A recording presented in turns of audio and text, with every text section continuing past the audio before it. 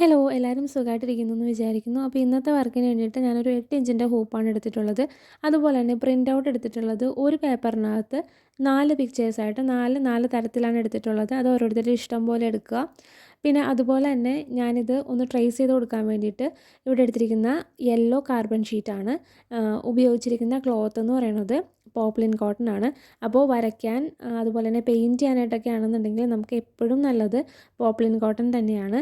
അപ്പോൾ ഞാൻ ദാ ഇവിടെ വരച്ച് കൊടുത്തിട്ടുണ്ട്. അതിനുശേഷം ഞാനിതിനകത്ത് ചെയ്തിരിക്കുന്നത് നമ്മളുടെ ആ ഒരു പിക്ചർ ഔട്ട്ലൈൻ കൊടുത്ത് ബ്ലാക്ക് ഔട്ട്ലൈൻ വെച്ചിട്ടാണ് ഒന്ന് കംപ്ലീറ്റ് ചെയ്ത് കൊടുത്തിട്ടുണ്ട്.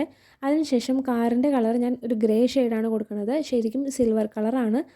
ക്ലോത്തിൻ്റെ കളർ വൈറ്റ് ആയതുകൊണ്ട് തന്നെ ഞാൻ കുറച്ച് ഡാർക്കാക്കി കൊടുത്തതാണ് ഈ ഒരു ഷെയ്ഡ്. പിന്നെ അതുപോലെ തന്നെ എല്ലാവരും പ്രത്യേകം ശ്രദ്ധിക്കേണ്ട ഒരു കാര്യം, നമ്മൾ ഔട്ട്ലൈൻ നല്ല വൃത്തിയായിട്ട് കൊടുത്തതിന് ശേഷം നന്നായിട്ട് ഉണങ്ങിയതിന് ശേഷം മാത്രമേ നമുക്ക് ബാക്കി പെയിൻറ്റിങ്ങിൻ്റെ പരിപാടികളൊക്കെ ചെയ്യാനായിട്ട് പാടുള്ളൂ. അപ്പോൾ നമുക്കിതൊന്ന് കംപ്ലീറ്റ് ചെയ്ത് കൊടുക്കാം. പെയിൻറ്റ് ചെയ്തതിന് ശേഷം ഞാൻ ഇവിടെ എഴുതേണ്ട വിഷസ് എഴുതി കൊടുത്തിട്ടുണ്ട്. ഇനി നമുക്ക് ആ ഒരു വിഷസ് എല്ലാം തന്നെ സ്റ്റിച്ച് ചെയ്ത് കൊടുക്കണം. സ്റ്റിച്ചിങ്ങിന് ഞാനിവിടെ ബാക്ക് സ്റ്റിച്ചാണ് യൂസ് ചെയ്തിട്ടുള്ളത്. അതുപോലെ തന്നെ നമ്മളിവിടെ വോവൻ റോസ് ചെയ്തിട്ടുണ്ട്. മുന്നേ തന്നെ ഈ ഹൂപ്പാർട്ട് ചെയ്യുന്നതിൻ്റെ കുറച്ച് ട്യൂട്ടോറിയൽ വീഡിയോസൊക്കെ ഞാൻ ആഡ് ചെയ്തിട്ടുണ്ട്.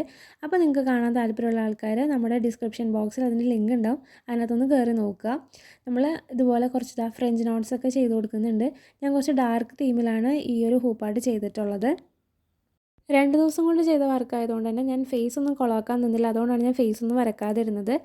അപ്പോൾ നമ്മുടെ വീഡിയോ ഇഷ്ടപ്പെട്ടാൽ ലൈക്ക് ചെയ്ത് ഷെയർ ചെയ്ത് സബ്സ്ക്രൈബ് ചെയ്യാൻ ആരും മറക്കണ്ട. നമുക്ക് പുതിയ വീഡിയോ ആയിട്ട് വീണ്ടും കാണാം. Bye bye.